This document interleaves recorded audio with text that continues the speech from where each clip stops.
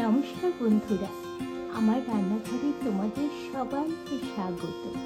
আর কদিন পরেই তো পুজো, তার মানে বাইরে খাওয়া দাওয়া, তেল মশলা ভীষণভাবেই আমাদের শরীরে প্রবেশ করবে এবারে।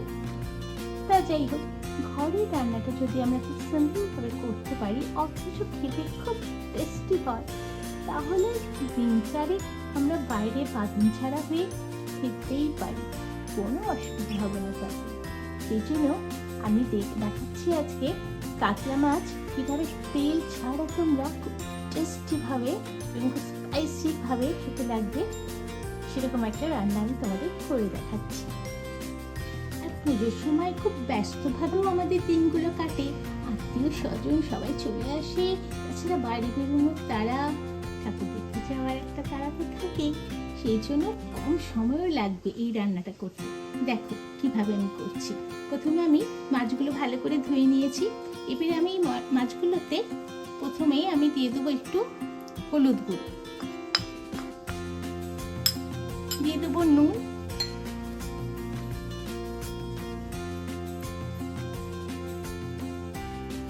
দিয়ে দেবো 1 চামচ ধনে গুঁড়ো, 1 চামচ জিরে গুঁড়ো, 1 চামচ লঙ্কার গুঁড়ো,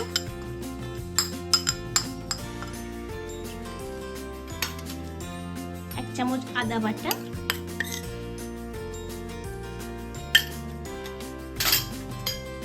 আর 1 চামচ কাঁচা লঙ্কা বাটা।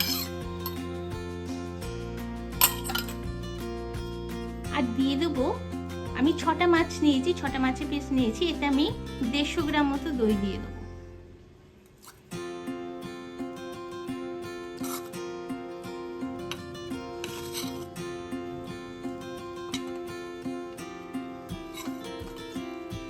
এবারে এগুলো সব ভালো করে মাছের সাথে মাখিয়ে নিচ্ছি।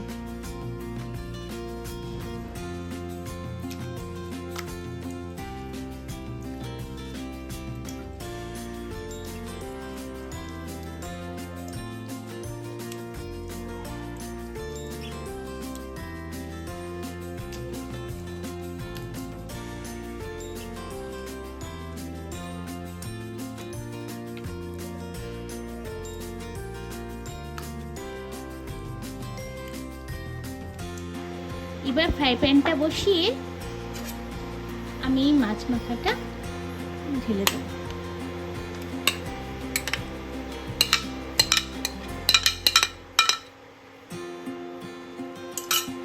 একটু জল দিয়ে বাটিটা ভালো করে ধুয়ে সেই বাটি ধোয়া জলটা দিয়ে দিচ্ছি।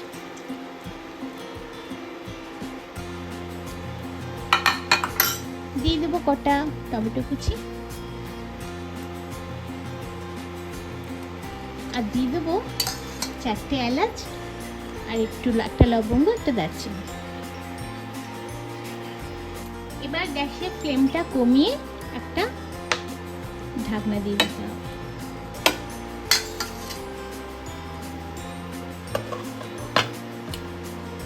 তারপর এটা থেকে যখন তেল ছেড়ে বেরিয়ে আসবে তখন এই রান্নাটা কমপ্লিট। একদম বেশি সময় লাগে না, খুব কম সময় এটা হয়ে যায়, আর একদম তেল ছাড়া ভীষণ সুস্বাদু একটা খাবার।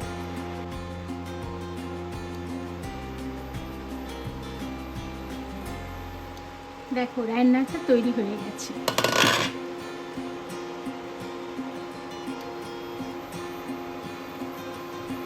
কত স্পাইসি একটা ডিশ তৈরি হয়ে গেছে। দেখো একদম তেল দিইনি, কিন্তু মনে হচ্ছে যেন রান্নাটা তেল দিয়েই রান্না করা হয়েছে, এক ফোঁটা কিন্তু তেল নেই এতে। তাহলে পুজোর সময় এরকমভাবে তোমরা বানিও, আর সবাই খুব ভালো থেকো।